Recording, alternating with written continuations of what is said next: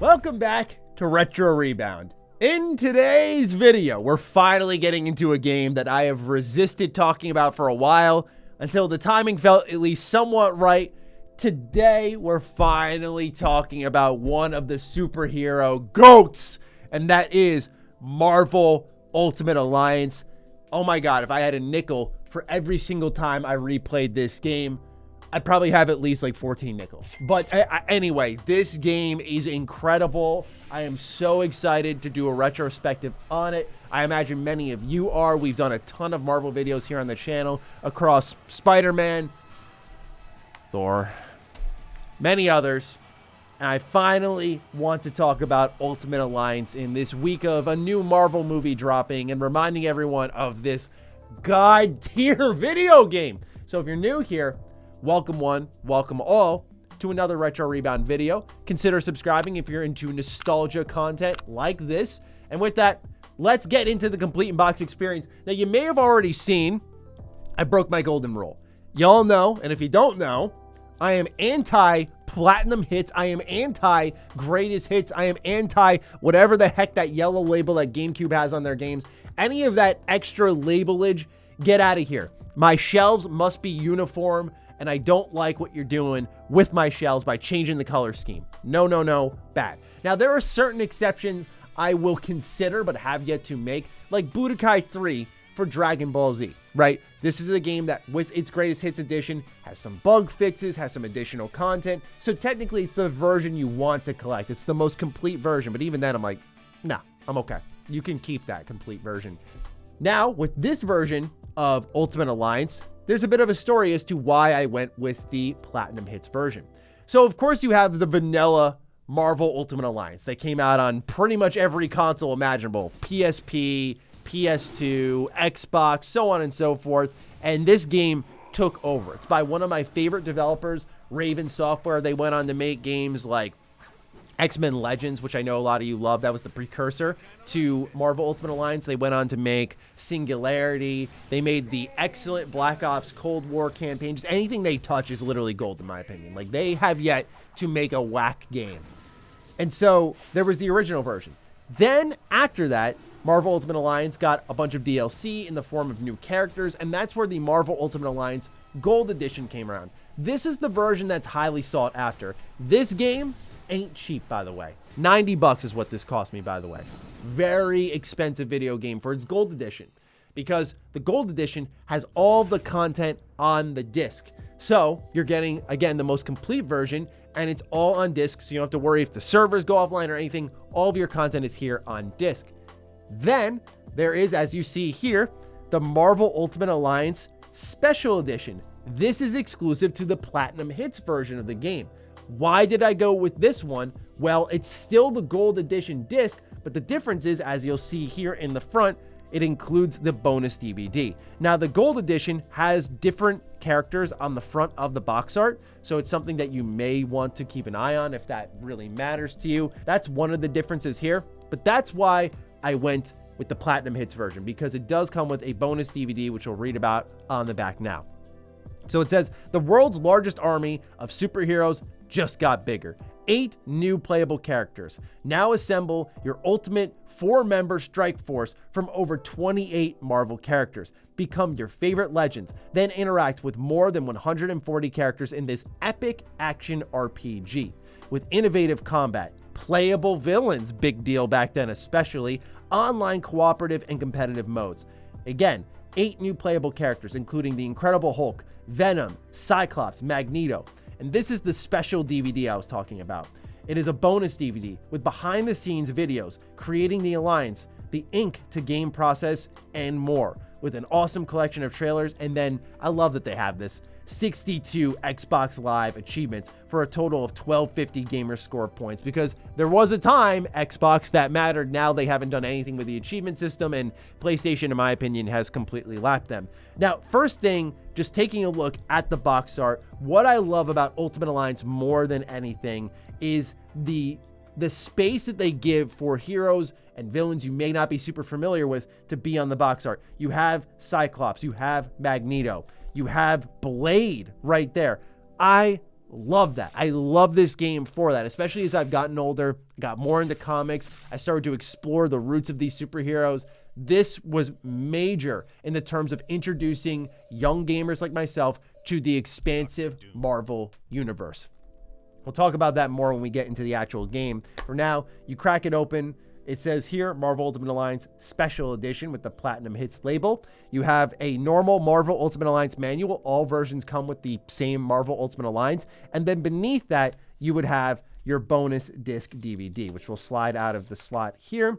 And as you can see, that's what it'll come with. It says not for resale, but joke's on you. Bought it off of eBay, pal. So that's what it comes with.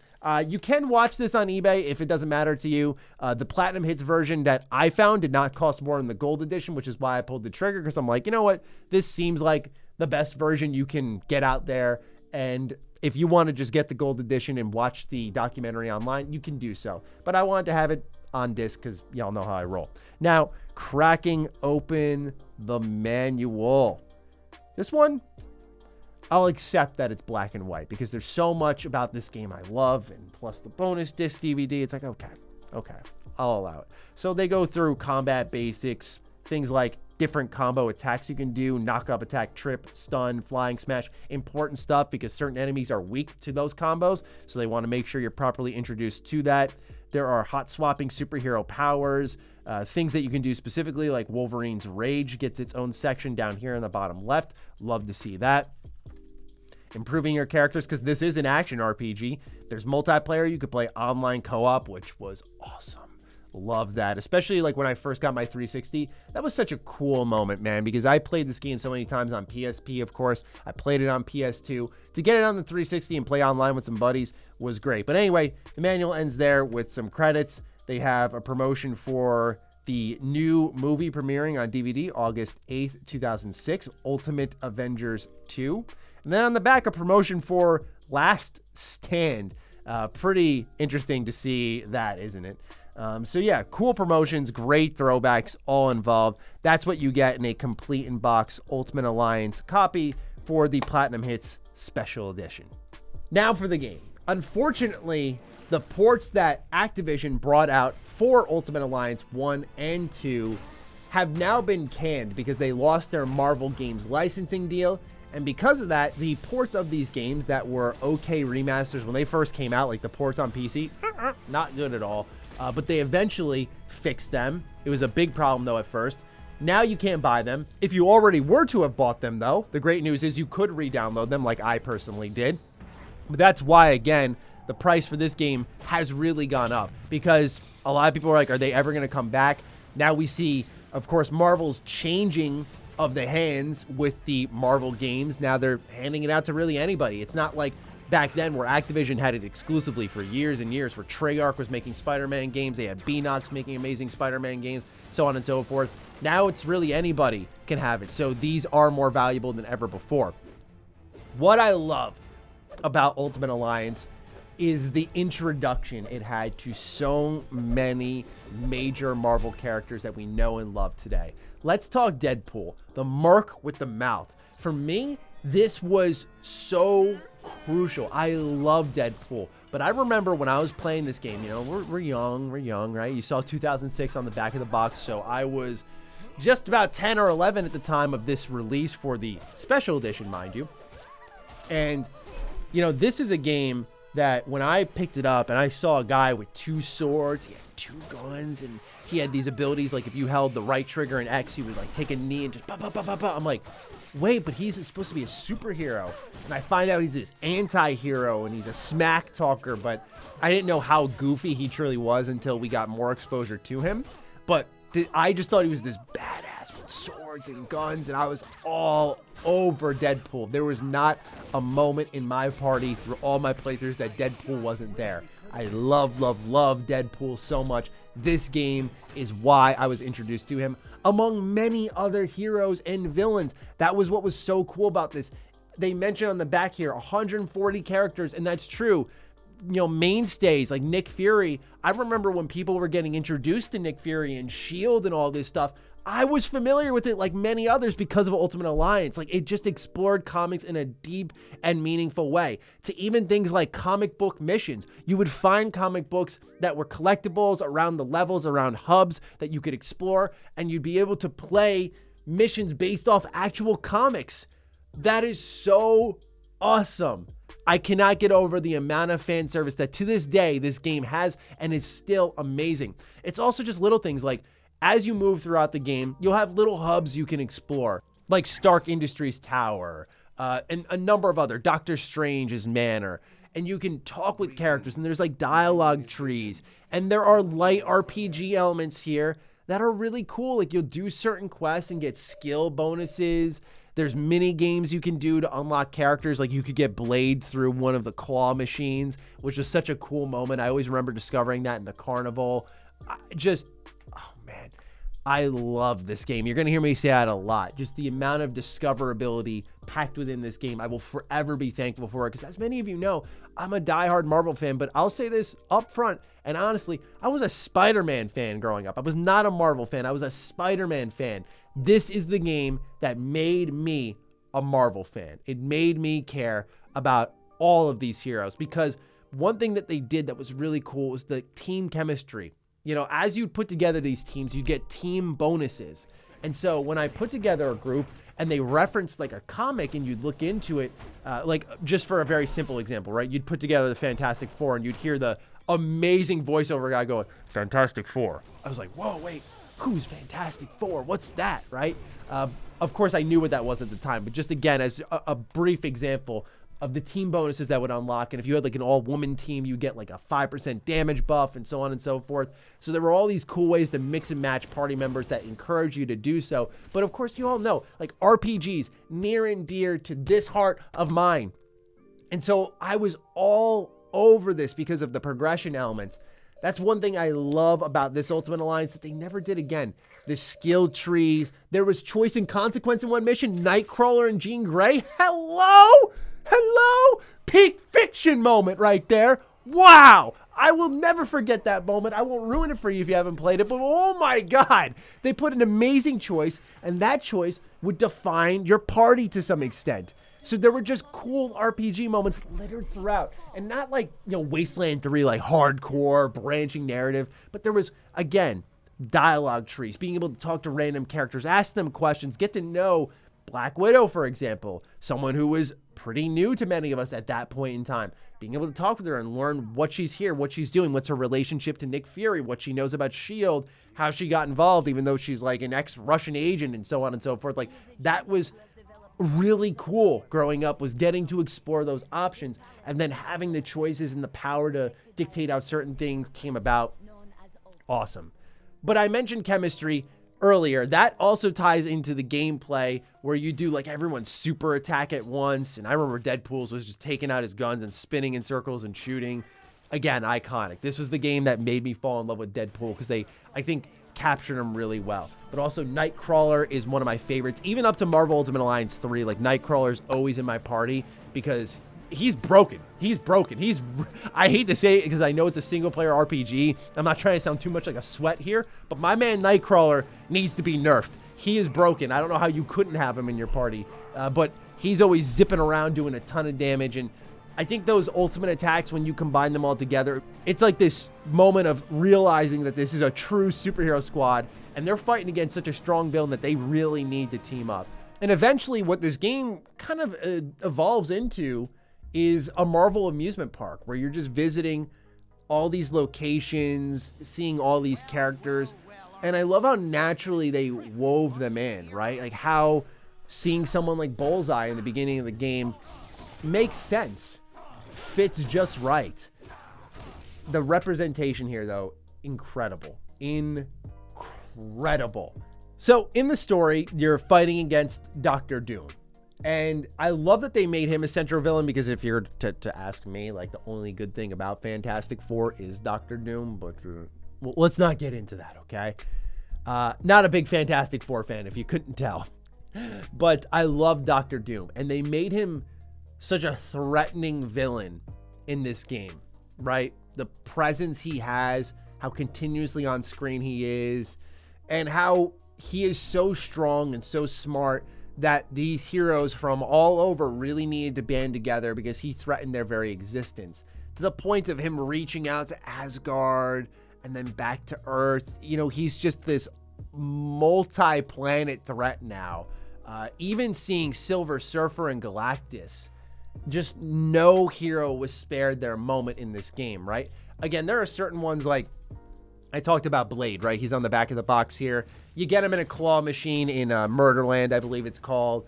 And it's not like this climactic moment. It's not like he has a lot of dialogue or moments in the story. Like, there are certain characters that get a bigger focus, so don't get me wrong on that. But it feels like no one was spared having a cool fanship moment.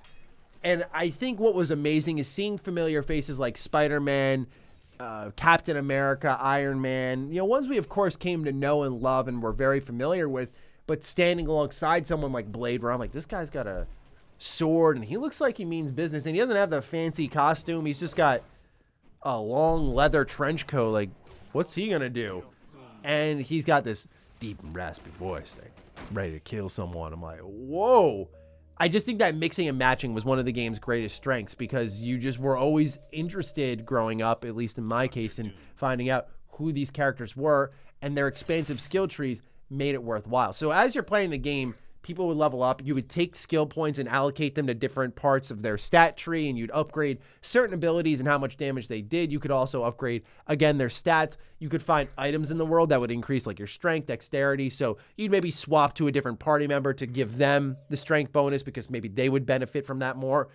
It was that character building, that storytelling, that slight replayability in its story, by the way, but really in its team comms, that kept me coming back over and over and over and over. And also how every location managed to feel a bit different, right? Like the underwater segment in Atlantis, I know a lot of people don't like. I don't think it has that Kingdom Hearts 2 Little Mermaid energy where it's like, oh, brother, this place, oh, no, no, no. It doesn't have that kind of energy, but I know some people agonize water levels, and I totally get that. I feel like they captured it well. It switches up some of the combat that you're used to doing for the first 2 chapters in the game. It's like, okay, now we're going to do a little bit different.